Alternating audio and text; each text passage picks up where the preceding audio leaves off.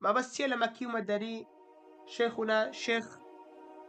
ابن عثيمين رحمه الله رحمة واسعا دفرميت باسي مكي مدني ما بودكات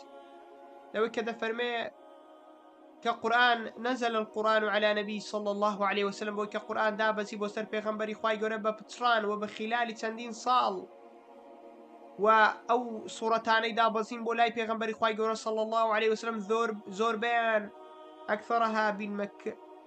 زۆربەی زۆریان مەکینە واتا مكينة ما بس لو مكي دفرمي فالمكي ما نزل على نبي صلى الله عليه وسلم قبل هجرته إلى المدينة مكي ما بس يا شيخ عثيمين دفرمي أو كدابة زي وتسر بيغمبري خواي قورا بيش هجرتي بو مدينة ودفرمي والمدنيون ما نزل على نبي صلى الله عليه وسلم بعد هجرته إلى المدينة لدواي أواني مدنينة واتواتاني كمدنينة بريتين لو آتاني كالدواي هجرتي بيغمبري خواي قورا صلى الله عليه وسلم بو مدينة دابزيوا وعلماء رحمة خواي قورا لبي تنوردكاري تريان كدولة موضوعي مكي ومدني دا بويكا دفرمون مكي أو آتاني كمكين أو آتاننا يعني أو صورتاننا لآسماني مكة بو بيغمبري خواي قورا دابزيون وأواني مدنينا واتا لمكد لمدينة دابزيون أواننا لآسماني مدينة وبو بيغمبري خواي قورا دابزيون بلان برانم علماني ام إسلاما وربونويكي زور سيرو سبريان كدو لو موضوع دا بويكا هاتون باستكان ورد كدوتو بويكا يكم أو آتانيكا لمكة دابزيون دوم أوي لمدينة دابزيوام سيم أوي كاختلاف يان راجياي هي كأخو أم صورة لمكة دابزيو يان لمدينة چوارم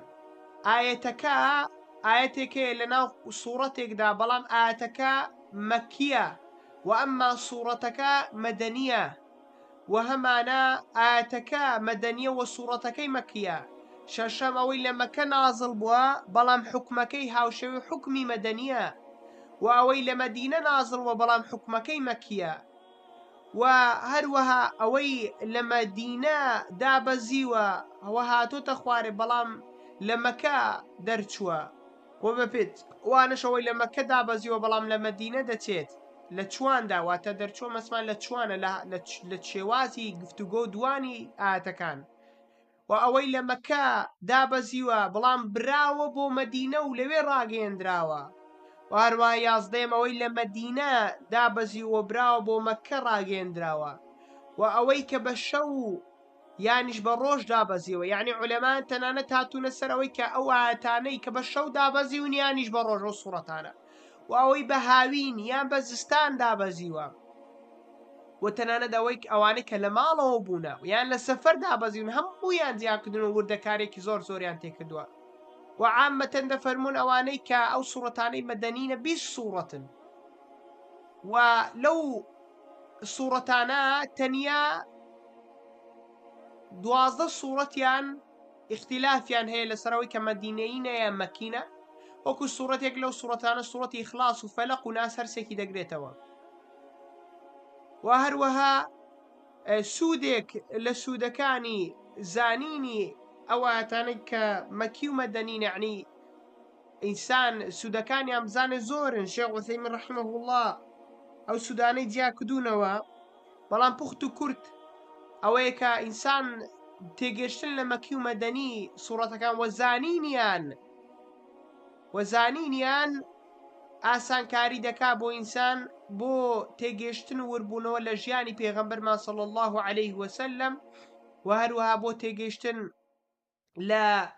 رافي يعني لا تفسير كدنو وربونو لقرآن اشتنانت بلام عبرت بقشتي كلمة كان بتايبت بندي هوكار يعني راست آتك لما كدا بزيوا أو تايبت بندي كيتي بلام عبرتكي قشتيا عبرتي وشكاني قشتيا واتا تانيا يعني إنسان دتوان لجياني خوش دا يستفادي لي بكاتها بويكا عبرة بعموم اللفظ نەک بخصوص السبب. باشە برانم. وهروها موضوع ناسخ ومنسوخ وكمالك موضوعي تري تێدایە کە ئینسان لە تێگەشتن لە مەکی و مەدەنیەدا لە تێگەشتن لەوەی کە ئاەتەکە مەکیە یا مەدەنیە دەتوانێت ئیسیفادەی لێ بکاتەوە. باش نییە برانم. ئەوەش مەوضوعی مەکی و مەدەنی